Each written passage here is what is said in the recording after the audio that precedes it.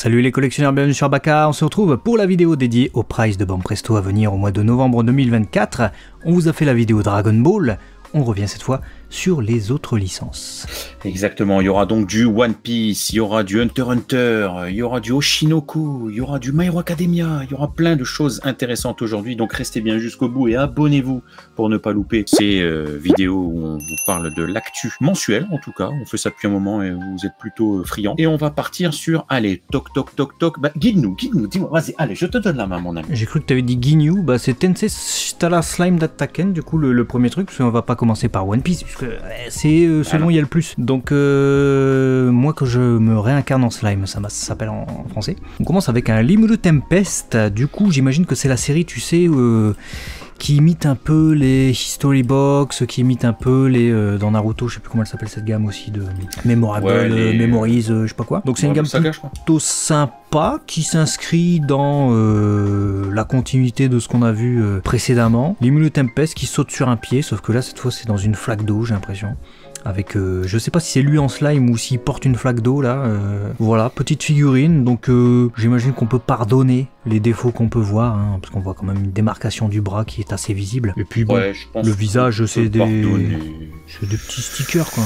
Ouais, c'est ça, le sculpte des cheveux sont pas mal, je pense que ça apporte quelque chose de un peu plus quali que si on les avait pas eu. Maintenant voilà, c'est de la braille, il y a un petit peu de transparence malgré tout sur l'eau, etc. Bon, elle est sympa, ça vaut ce que ça vaut pour une balle. Ouais, ça vaut son pesant d'or. Ouais. On va voir du Hunter x Hunter avec ce Gon Frix. Et non pas fric, parce que à mon avis il a pas l'air d'avoir de l'argent, ne serait-ce que pour s'acheter un maillot et des chaussettes, mais en tout cas nous on a intérêt à avoir de l'argent parce que la figurine prize a l'air plutôt cool. Après ils ont bien mis une bonne lumière, hein, en éclairant d'un côté un contre-jour au premier plan, ce qui offre du coup un contraste intéressant, mais la réalisation j'adore. Ouais, non, je suis d'accord avec toi, belle réalisation, le mouvement est dynamique, on y croit, le sculpte est sympa, je pense qu'on est sur de la Vibration Stars en plus. On peut noter malgré l'exposition les petites mèches un peu verdâtres qui sont quand même une signature de Gon. Moi j'aime bien. Non, franchement pour une figurine à ce prix là, elle s'exposera très bien. On a ensuite ce Killua. Écoute, j'imagine qu'il débute aussi la gamme Hunter x Hunter History Box Memorable Memories truc, hein, parce que ça part sur ça, hein, un petit décor avec le personnage en circonstance. Bah, c'est ça, au tout début je crois, quand ils sont dans le couloir là où ils sont en train de se diriger vers l'épreuve, donc bon effectivement on peut se diriger sur une série qui reprendra des scènes clés, des éléments clés. Le Killua en tant que tel est sympa. Après, je trouve que les éléments du décor sont très sommaires. Que ce soit le sol, que ce soit le mur ou le nuage. Heureusement que la figurine est bien. Moi j'apprécie le couloir. Je trouve qu'ils ont fait un effort sur ce genre de truc pour que ça ressemble et qu'on reconnaisse, tu vois. Parce qu'on a reconnu. Le truc, on l'a vu il y a 150 millions d'années, on l'a reconnu, tu vois. La figurine, bon, le visage, c'est pas ça, quoi. Donc, ça va être petit de toute façon, donc je pense que c'est pardonnable. Et ça va être plutôt cool. Et puis, on peut se plaire à imaginer un peu toutes les possibilités qu'ils auront avec cette gamme de figurines. Ouais, bah, j'ai hâte de voir vraiment comment ils vont développer cette gamme-là, parce qu'il y a des moments intéressants en plus dans Hunter x Hunter, donc puis c'est bien, là, je sais pas ce qu'ils ont avec Hunter x Hunter, ils sont réveillés, là, sortent 50 000 trucs, alors qu'on n'a jamais rien eu pendant des années, donc écoute, tant mieux, pour les fans. C'est parce que Togashi reprend du service par intermittence, je pensais peut-être pour ça. On va voir un peu du My Hero Academia avec ce Deku en train de sauter, plutôt belle figurine avec des effets. Deku nous a même fait une teinture. Il y a guère que les éclairs qui font plus papier mâché qu'éclair, mais le reste c'est plutôt bien sculpté je trouve. Et on l'a pas eu ce Deku, enfin pas comme ça avec les yeux bleus et les cheveux en arrière, quoi. Non, bah c'est bien parce qu'on commence à en avoir beaucoup des Deku, donc un peu d'originalité sur ce personnage, on va pas cracher dessus. Et là on l'a, vraiment dommage, hein, sur les techniques, j'aurais préféré quelque chose de mieux travaillé parce qu'elle est vraiment top je trouve. Donc bon, nous après attendez-vous à avoir un gros socle noir, hein, avec une tige dans le derche à mon avis. Ouais, très probablement. Ça va gâcher. Ça reste une prize. On va voir Hawks, ça sera la même chose certainement pour lui. Hawks version cheveux courts, parce que vous l'aviez vu précédemment, avant qu'il se fasse bousiller la tête, avant le combat de la dernière saison, rappelez-vous. où il était même muet ou aphone ou ce que tu veux. Bon, j'imagine que les ailes seront toujours aussi bien réalisées, on a de belles prises avec Hawks, on a l'aspect moumoute du manteau, on a les lunettes qui sont clear, ça c'est bien, ça nous offre un Hawks alternative et je félicite la peinture métallisée des espèces de sabres là, ça permettra d'avoir une nuance de couleur qui sera différente et une peinture, une teinte vraiment différente de ce qu'on a sur les ailes déjà. Ouais, je suis tout à fait d'accord avec toi, donc dites-nous dans les commentaires ce que vous pensez de ce Hawkstonoken du coup, si t'as la ref et le jeu de mots, dis-le nous en commentaire. Et ensuite, pour terminer sur MHA, avant de passer à d'autres licences, on a cette magnifique figurine de Dabi, Toya. J'adore. Blanc comme ça, je pense, dites-moi les fans de My Hero Academia, parce qu'on lit pas le manga, on est animé only, mais ça doit être tiré d'une illustration. Pourquoi je dis ça? Parce que le mois dernier a été dévoilée une figurine voilà, qui n'était pas dans le calendrier de Banpresso qu'on vous a présenté, mais de Toga, qui est un peu dans le même genre, c'est-à-dire elle a la bouche en avant, les deux doigts dans la bouche, et elle était à moitié ombrée la figurine. Elle a été dévoilée tardivement, je crois que c'est septembre ou octobre, le mois où elle sortira. Elle peut être sympa, ça reprend du coup une illustration de cover de chapitre et ou de Weekly Shonen Jump ou de Giga Jump ou je sais plus quoi. Donc c'est une illustration de Horikoshi et la peinture a l'air vraiment cool, on voit que là il y a un effet plus velours métal, j'aime plutôt pas mal parce qu'il y en a beaucoup des figurines de Toga, celle-là viendra rendre grâce à l'illustration en quelque sorte, même si ça aurait pu être mieux fini, mais bon, ça reste une price. Et alors cette Dabi, pour moi, elle s'inscrit totalement dans cette continuité-là. Et un Dabi blanc, pour l'instant, on n'en a pas encore eu, et avec cette expressivité, bah j'adore. Ah ouais, moi je suis fan, hein. Vraiment, je la regarde sous toutes ses coutures, T'as de le dire. On voit qu'on est sur une price, mais pour autant, on pourrait être sur un truc un chouïa plus quali, ça me choquerait pas. C'est presque limite, tu vois, les poignets qui manquent de travail, tu vois, sur les cicatrices, etc. Et puis un petit peu les démarcations au niveau des cheveux qui font te dire on sent qu'on est sur du price.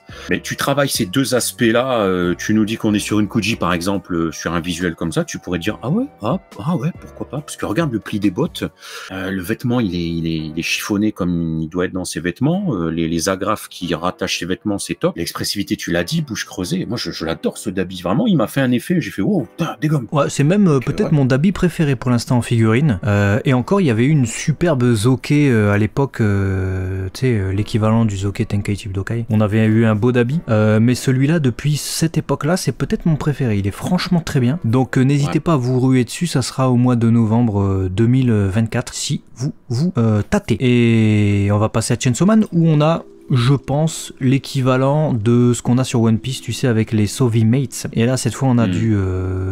Pochita peluche, dormant ou haletant. Ouais, haletant qui, dans cet angle-là, nous donne l'impression qu'il est en train de lièche. De ouf, on dirait qu'il pose une pêche avec le truc noir là. Je suis désolé, mais il y a pas longtemps, on a promené un chien qu'on a baptisé Moscou. C'est la même expressivité s'il avait lâché sa pêche. J'avoue. Donc, dites-nous chez vous si votre chien ressemble à ça quand il pose sa pêche. Voilà. Blague à part, c'est mignon de voir un petit Pochita, ça s'y prête bien on va dire pour cette... Ok, et ensuite on enchaîne avec du Kuroko no Basket. Alors c'est un nouveau concept de figurine, je pense qu'on l'a depuis le mois dernier, donc le mois d'octobre, où t'as un personnage accompagné d'un animal, donc là t'en as un qui suce un truc, avec un chien, toujours un chien, je sais pas, en ce moment c'est les chiens, voilà, il fait top là avec le chien, et puis t'as lunette avec un chien dans la main, une peluche sûrement, et un autre chien qui regarde la peluche. Voilà. Donc Murasaki Bara d'un côté, hein, pour celui qui a les cheveux violets, et du coup Midorima de l'autre, avec ses cheveux verts, Shintaro. On est sur du coup Vorpal Swords, hein, donc les tenues qu'ils ont pendant le film dédié, c'est pas ceux de la série. Voilà, d'où le VS que vous avez. Écoute, ils sont sympas. En plus, les avoir avec le yin, je sais pas, ça apporte quelque chose de rigolo. Voilà, ils sont sympas. Si t'as vraiment une collègue Kuroko, c'est bien. Ouais, bah je trouve que ça apporte de l'originalité en fait. T'as une collègue d'un manga et d'un seul coup on te le met avec un autre personnage et tout dans une proposition plutôt originale qui sort des sentiers battus. Ils sont pas en train de jouer, de faire un dunk ou je sais pas quoi. Ils sont avec un animal dans d'autres circonstances plus casual. J'aime bien. Et vu qu'on a vu que Kuroko, on va partir sur Haikyuu avec cette fois un volleyeur qui va t'en mettre une. Alors lui, il te prépare le meilleur massacrage. Effectivement, il s'agit du coup de Toru Oikawa, l'un des meilleurs joueurs. Enfin, en tout cas, il est hyper puissant, accurate, tout ça. Donc, c'est bien d'avoir une figurine de ce personnage-là. Ça va venir un petit peu agrémenter le line-up qui commence à être pas mal étoffé sur Haikyuu, donc ça c'est top. C'est bien. Franchement, c'est bien. Ouais. Ça s'étoffe, c'est bonne idée. Ça s'étoffe également du côté de Naruto, vu qu'on a pas mal de figurines. À commencer par justement la gamme dont on parlait tout à l'heure, hein, qui reprend les grands passages de l'histoire du manga, avec ce Choji, version maigre. Donc Choji, version, il va te mettre une choumette stylée, même si l'effet il fait très, tu sais, Gashapon Imagination des années 2000. Mais franchement, un Choji déjà en figurine, c'est à féliciter. Ouais, je pense vraiment que si c'est, comme tu dis, la Memorable Saga, et j'y crois, quand vraiment, là vous la voyez comme ça, vous pouvez dire, bon, j'aurais fait un petit peu mieux sur ça, c'est l'effet, etc. Mais mets-les toutes côte à côte pour raconter l'histoire de Naruto qui vraiment avance bon train, ça peut être génial. Vraiment, moi je valide en tout cas ce concept-là. Et puis bah Choji, quoi, c'est pas le perso qu'on a tout le temps, quoi, donc c'est bien. Ouais, contrairement à d'autres personnages comme ce Sasuke. Sasuke, du coup, qui est un personnage qu'on a un peu plus, mais je trouve la figurine vraiment stylée. Hein. Peut-être une Vibration, je sais pas.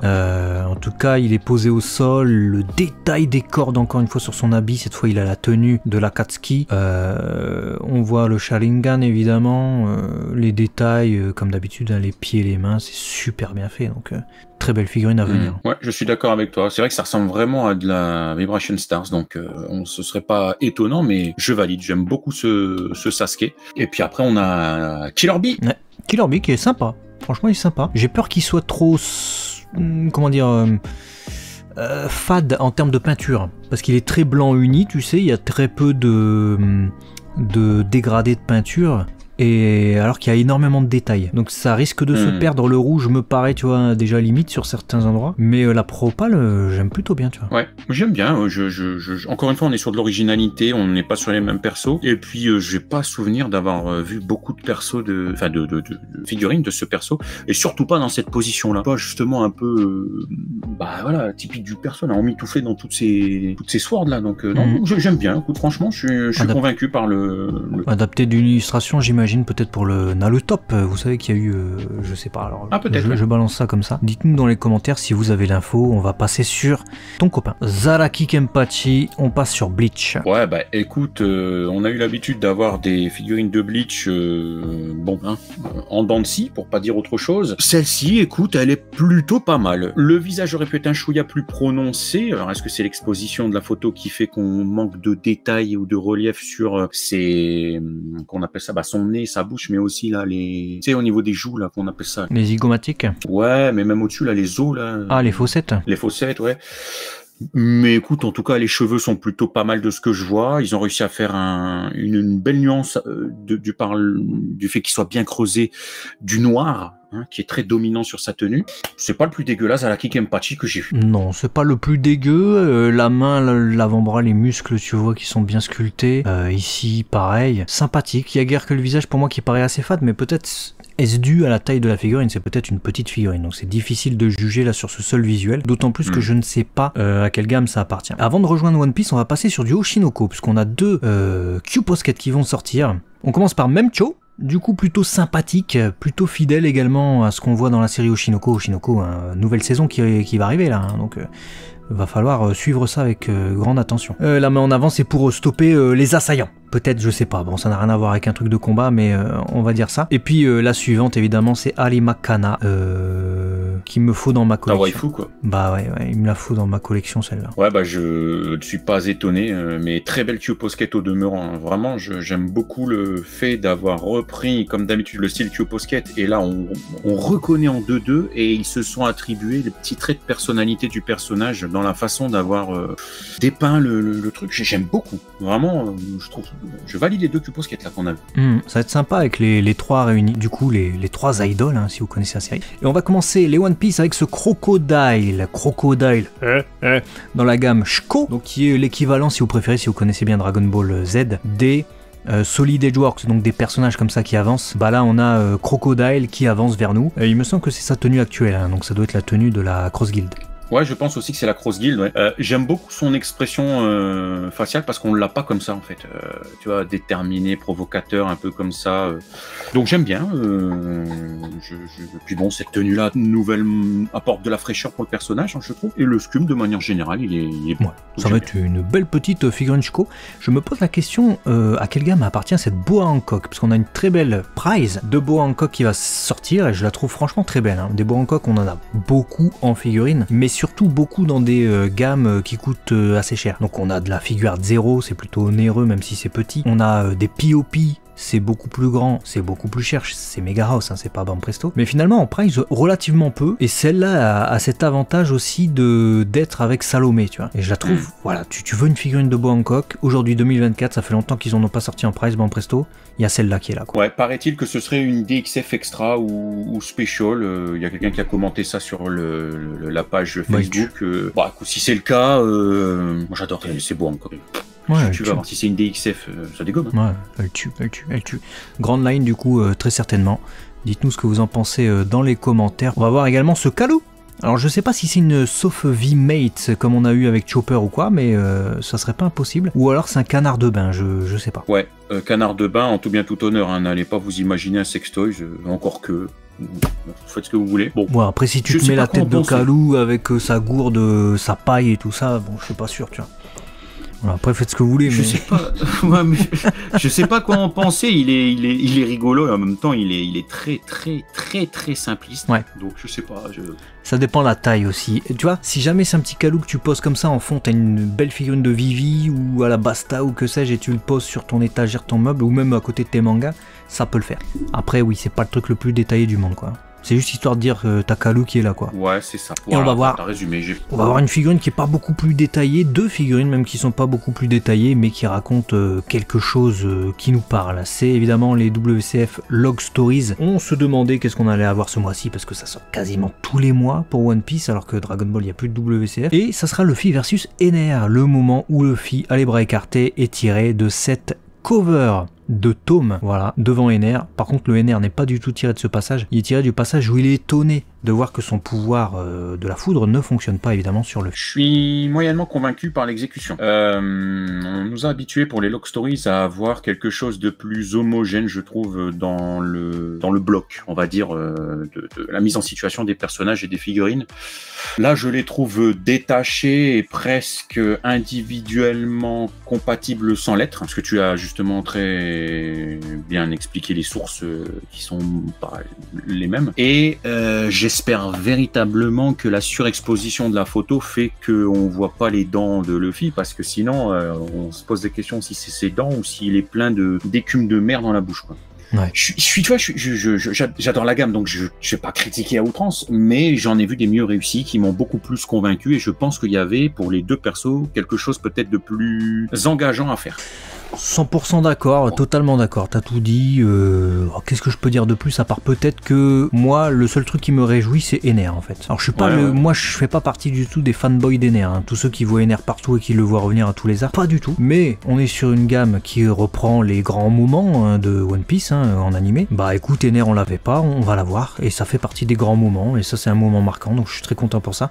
Mais comme toi l'exécution, le fait qu'il soit à deux sur un truc en plastique dégueulasse là, il y a déjà eu une figurine, enfin deux figurines du coup, de cette gamme là où ils étaient à deux séparés, c'était Sanji et Zeph, mais ça s'expliquait puisque c'était quand ils étaient échoués sur l'île, tu sais, chacun de son côté, etc. Ça avait du sens. Là, bon, il y avait mieux à faire quoi. Voilà. Qu'est-ce que t'attends le plus du coup pour ce mois de novembre 2024? Bah écoute, je vais pas refaire la vidéo parce que celle qu'on a présentée était plutôt sympa, mais vraiment mon véritable coup de cœur de ce mois-ci, ce serait peut-être la Dabi. J'ai vraiment trouvé magnifique si je devais mettre un numéro 1. Et allez, si je t'en cite 3, la Dabi, la Gon et l'une des deux One Piece, Croco ou Boa. Voilà. Allez, et toi? Ouais, ce serait peut-être les mêmes. Hein. Les Dragon Ball sont vraiment pas mal en termes d'exécution ce mois-ci. On vous invite à regarder la vidéo. Mais clairement, c'est la Dabi qui ressort le plus, hein, je pense, en termes d'exécution, en termes de qualité de sculpte pour ce qu'on a vu là. Après, en termes de hype par rapport à un truc qu'on attendait depuis longtemps, effectivement, Croco et Boa sont pas mal aussi. Hein. Voilà, dites-nous tout dans les commentaires lesquels vous attendez le plus pour cette fin d'année